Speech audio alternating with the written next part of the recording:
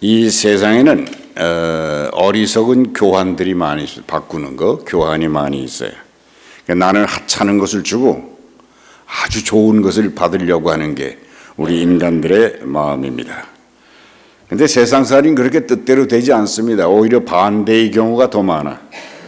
가치 있는 것을 던지고 별로 가치 없는 것을 받아가는 그런 바꾸는 삶을 살아가는 게 우리 인생살인지도 몰라요.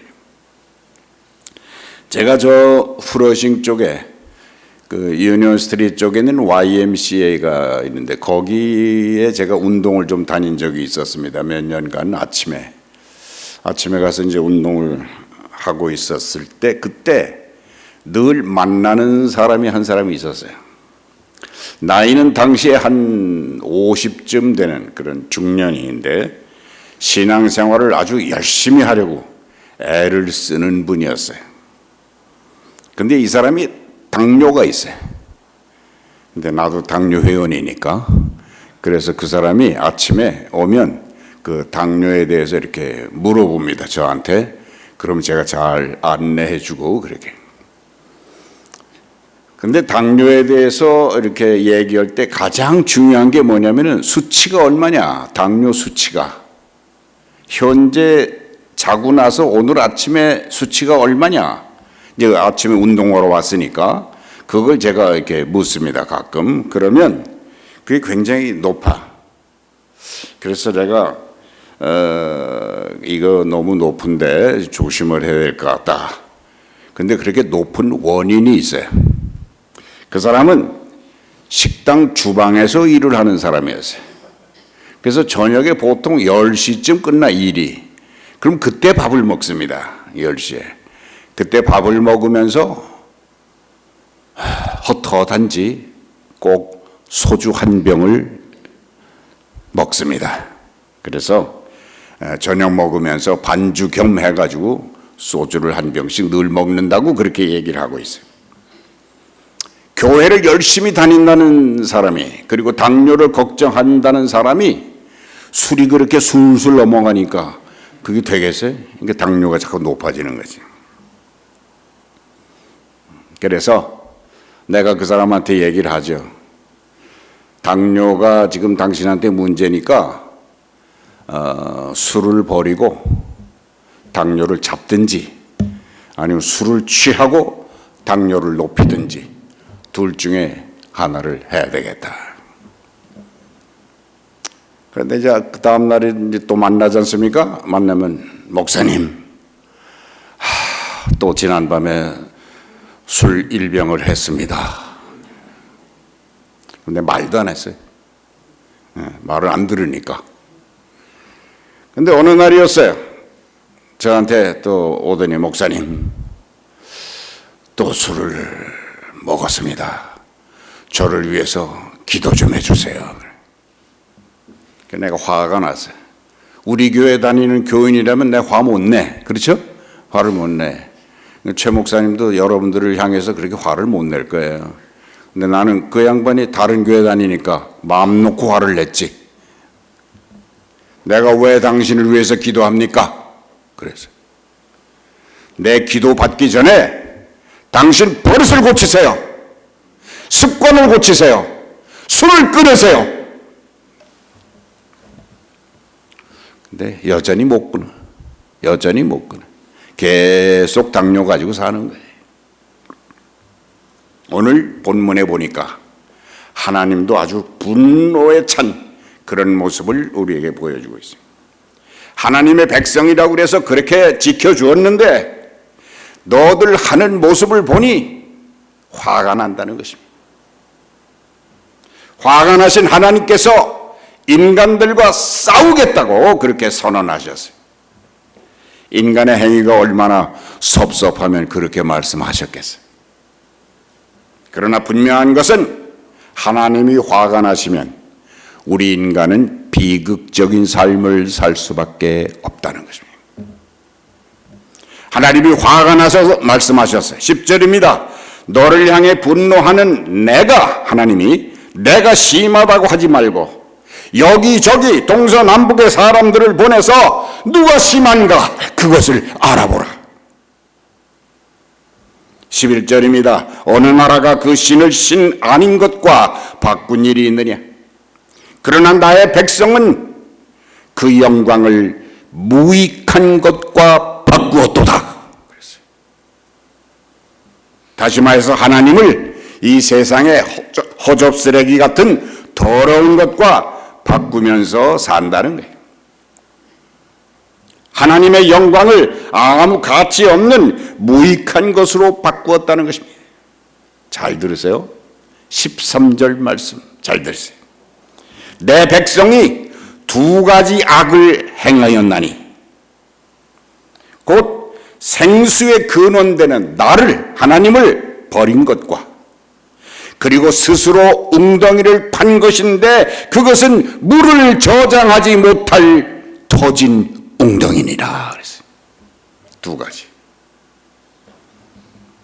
영원하신 하나님을 오늘도 가치 없는 것과 바꿔치기 하는 미련한 백성은 마치 부어도 담지 못할 밑빠진 웅덩이를 파고 있다는 것입니다.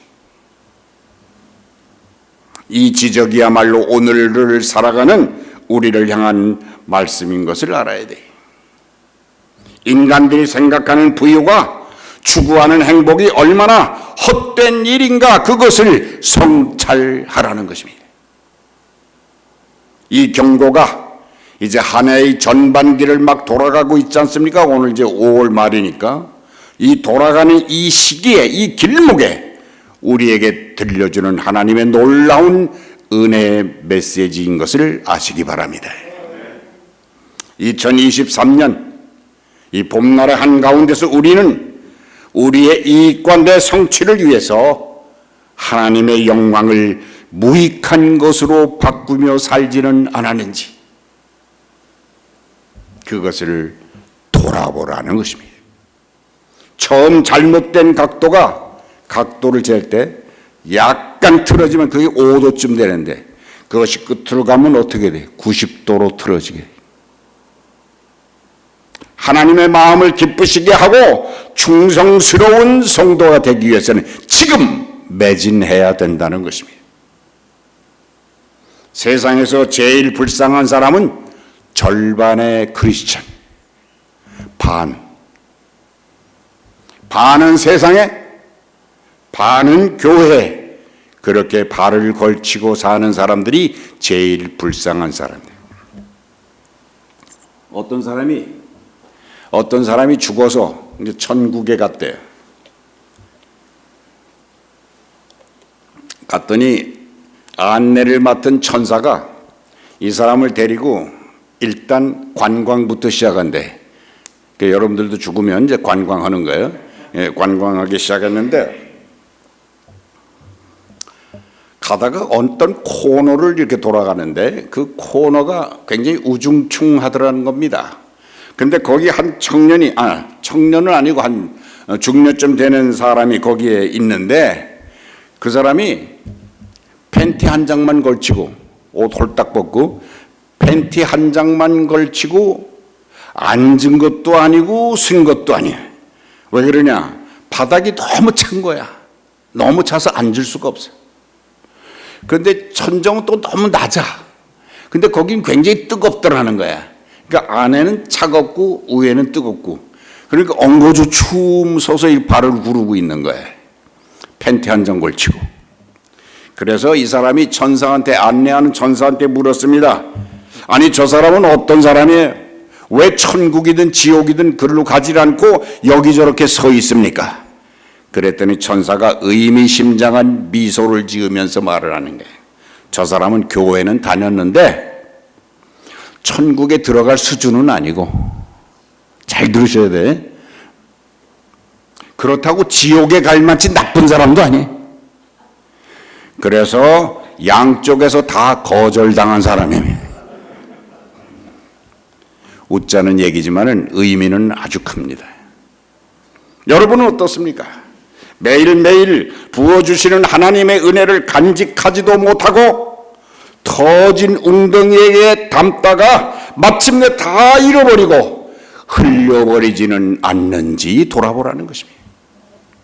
하나님 아버지의 손을 잡는 축복을 거절하고 유익한 축복을 뿌리치지는 않았는지 이 시간 회개하는 심령들이 되시기를 축원합니다.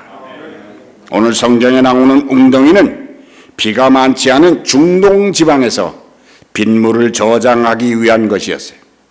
그 밑바닥은 천연석 바위를 깔아서 새지 않게 그렇게 만들었습니다. 그러나 이따금 그 바닥에 아주 미세한 틈이 생깁니다. 그렇죠? 바위니까 약간 갈라진 거예요. 그렇게 되면 거기에 고여져 있던 물이, 담겨져 있던 물이 언제 어떻게 없어지는지도 모르게 야금야금 빠져버리는 거예요. 반석 같은 믿음을 자랑하는 사람도 어느 순간 그 믿음에 틈이 생길 수가 있습니다. 자신의 믿음을 장담하지 못합니다. 목사라고 장담하겠습니까? 장로라고, 안수집사라고, 믿음 좋은 평신도라고 장담할 수 있습니까? 여기 웅덩이에 채워진 물은 무엇입니까? 물은 바로 말씀을 뜻하고 있습니다. 또 한 가지는 성도들의 헌신을 말하기도 합니다. 또 사랑을 말하기도 합니다. 이런 모든 것들이 알게 모르게 웅덩이 밑바닥 작은 틈 사이로 빠져버리기 시작한다는 것입니다. 자칫 자신은 그 빠져나간다는 것을 모른 채 살 수 있어요. 여러분, 대개 사업에 망하는 사람들이 보면은 망하는 그 사람만 몰라. 다른 사람 다 아는데. 그래서 흔한 말로 무슨 말이 있어요? 앞으로 남고 뒤로 미친다 그러잖아요. 잘 생각해 봐야 돼요. 지금은 잘 몰라도 금년이 다 끝날 때쯤 달력의 마지막 장 앞에서 우리는 물이 다 새 나갔음을 발견할 수도 있어요. 한꺼번에 콸콸 쏟아져서 나간 다음에 금세 물이 새는 것을 느낄 수가 있는데 조금씩 미세하게 나가기 때문에 자신도 의식하지 못했다가 어느 날 바싹 말라버린 웅덩이 바닥을 발견할 수 있다는 것입니다. 웅덩이에 물이 있을 때는 보기가 아주 좋습니다. 여러분, 저수지에도 한국에 나가보시면 아시죠? 댐 같은데 거기에 물이 이렇게 넘실거리면 얼마나 보기 좋아요. 그렇게 더러웠던 서울 청계천도 맑은 물이 채워지니까 물고기도 살고 새들도 날아들고 아주 좋아졌다는 그런 뉴스를 우리가 보지 않아요. 그러나 웅덩이가 마르면 상황은 달라져요. 저수지에 물이 바닥이 드러나면 어떻게 됩니까? 어느 날 갑자기 그 바닥에 지저분한 것들이 돌아다니고 있음을 보게 됩니다. 뭐가 돌아다니죠? 그 마른 바닥에, 말라터진 바닥에, 그 웅덩이 바닥에 장구벌레, 파리, 모기, 어디서 날라왔는지 모를 걸레 쪼가리, 깡통, 꽁초 이런 것들이 그냥 꽉 차요. 말씀으로 채워졌던 바닥에 썩어질 육의 소망을 향한 그런 것들이 막 들어찬 것을 우리는 보게 되지 않느냐, 그것입니다. 하나님은 말씀하십니다. 14절 이하에, 오늘은 13절까지 14절 이하에 보면 하나님의 도도한 말씀이 거기 흘러나오고 있습니다. 어찌하여 내 사랑하는 자녀들이 세상의 포로가 되었느냐? 네 여호와 하나님이 너를 길로 인도할 때에 네가 나를 떠남으로 이 불행을 자초하였느니라. 내가 너를 완전한 그리고 순전한 종자 곧 귀한 포도나무로 심었거늘 어찌하여 악의 가지가 되었느니라. 이 시간 애통하는 마음으로 이 하나님의 분노에 귀를 기울여야 돼요. 그리하여 아직은 2023년이 7달이나 남아있는 이 시간에 하나님을 기쁘시게 하고 하나님 마음에 드는 사람으로 결단하기를 그리스도의 이름으로 축원합니다. 마지막에 웃는 자가 승리하는 거예요. 벌어놓은 거 다 까먹지 말고 그것을 지켜야 돼. 믿음이 흔들거리는 사람도, 영혼이 아픈 사람도, 육신이 아픈 사람도 지나간 시간을 보지 말고 남은 시간을 바라봐요. 그리고 터진 웅덩이를 하나님의 능력으로 고치고 수리해서 남은 날들을 승리로 이끌어 나가시기를 바랍니다. 펙스 크리스타의 우화라는 얘기가 있어요. 재미난 얘기인데 하나 들려줄게요. 처녀 비둘기가 있었는데 이 처녀 비둘기가 구혼을 냈어요. 수컷 비둘기한테. 그래도 11번이나 했더니 퇴짜를 맞았어요. 영 답을 못 들었어요. 그래서 우울해가지고 앉아있는데 거기에 참새 한 마리가 펴르르 하고 날라와서 옆에 앉았어요. 앉아가지고 그 비둘기에게 말을 걸었습니다. 야 비둘기야, 너 눈 한 송이 무게가 얼마나 되는 줄 아니? 하고 물었어요. 그랬더니 지금 실현당해서 심퉁이 난 이 비둘기가 말이 뭐 곱게 나가겠어요? 야, 그런 걸 내가 어떻게 하니? 그까짓 그 뭐 눈 한 송이가 뭐 무게가 있어봤자 얼마 되겠니? 이걸 영어로 하면 nothing이야. nothing. 아무것도 아니야. 그랬더니 참새가 명랑한 목소리로 말했어요. 그런데 그게 아니더라고. 나도 그런 줄 알았는데 그게 아니야. 내가 어느 날 나뭇가지에 앉아서 노래를 부르고 있는데 마침 눈이 내렸어. 그래 펄펄 눈이 내리는데 내가 앉아있는 가지에도 눈이 내리더라고. 그때 내가 심심해서 사뿐사뿐 내리는 그 눈송이를 한번 세봤어. 그랬더니 정확하게 247만 1952송이가 내려앉을 때까지 가지는 아무렇지도 않았어. 그런데 274만 1953송이째 눈송이가 딱 떨어지는 순간 가지가 딱 부러지더라고. 이래도 눈송이 하나의 무게가 아무것도 아니냐? 비둘기가 그 말에 큰 감동을 받았어요. 그 길로 그냥 12번째 수컷을 향해서 날아갔어요. 그래서 오케이 대답을 들었다는 거예요. 한 번 더 노력하는 거예요. 2번 실패했으면 다시 일어나 3번째 도전하는 것입니다. 여러분, 여리고성은 7번 돌았을 때 무너졌습니다. 이 말은 무엇이죠? 6번째까지는 무너지지 않았다는 것입니다. 나만 장군이 강에 들어가서 7번 목욕을 했더니 문둥병이 나왔어요. 6번 목욕을 할 때까지는 문둥병이 낫지 않았다는 것입니다. 7번 목욕을 하니까 나아졌어요. 지금까지의 실패를 거울 삼아서 다시 일어나라는 것입니다.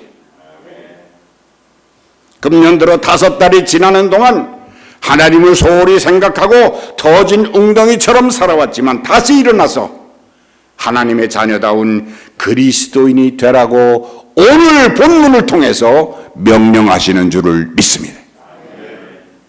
그러나 많은 그리스도인들은 툭하면 세상과 타협합니다.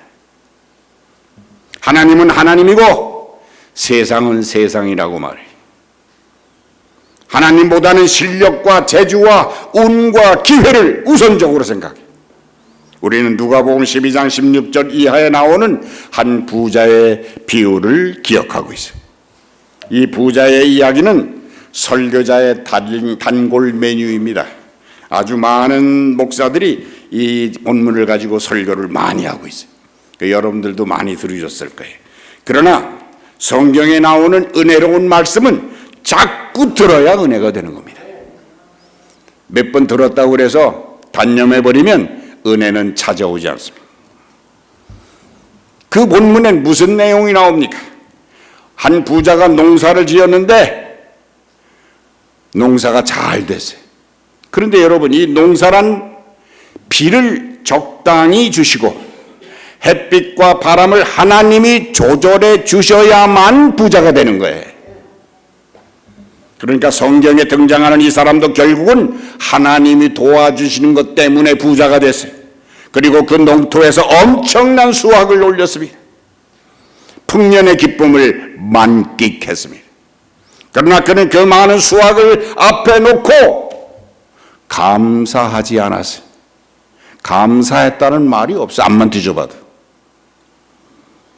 눈앞에 놓인 물질 앞에 그의 믿음이 밑으로 새나가기 시작했어요. 우선 창고를 더 크게 짓고 재산을 저축하는 데 힘을 기울였습니다. 웅덩이를 채우는 거예요. 지금 그 웅덩이의 상태가 어떠한지는 전혀 관심을 갖지 않았어요. 그리고 호화로운 저택에 누워서 말했습니다. 그는 먼저 자기의 영혼을 불렀다고 성경은 말하고 있어요. 2장 19절입니다. 그는 분명 영혼의 존재를 믿고 사는 사람이었어요. 그 말은 뭡니까? 하나님을 아는 인간이라 이겁니다. 그가 말했습니다. 내 영혼아, 이제 앞으로는 사는데 걱정이 없어. 많은 재산이 창고에 꽉 찼으니까 평안히 먹고 마시고 즐거워하자.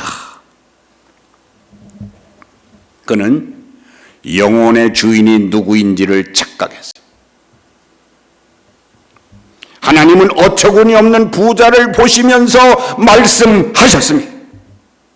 어리석은 자여, 오늘 밤에 네 영혼을 도로 찾으리니 그러면 네가 모은 그 많은 재산이 네 것이 되겠느냐. 하나님은 그를 뭐라고 불렀어요?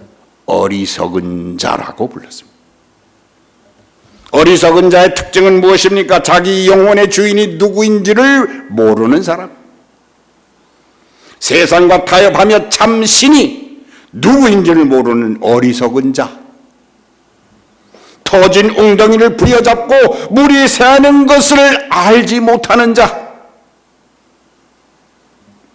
하나님이 주관하시는 진리를 깨닫지 못하는 그 사람이 바로 어리석은 자라고 성경은 말하고 있습니다. 한시라도 빨리 새 웅덩이를 준비해야 돼. 언론사에서 지적한 여러 가지 말 중에서 현대인의 특징은 무엇인가? 그거 하나를 지적한 기사가 있었습니다. 현대인의 특징. 거기 보니까 현대인은 애매한 존재라는 것입니다. 그게 결론. 애매한 사람.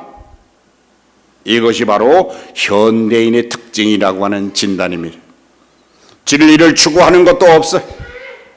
인생관도 없고 확실한 목적도 없이 그냥 저냥 살아가는 것. 그렇게 살아가는 애매함은 무엇이라고 또 말할 수 있습니까? 어정쩡하다는 것입니다. 어정쩡. 분명한 태도를 갖지 않는다는 거예요. 호기심은 많은데 그 호기심에 밸류가 없습니다. 일회성입니다. 매사가 확실하지가 않습니다. 여러분 스스로를 돌이켜보세요. 여러분들 현대인 아니? 여러분들 현대인이잖아.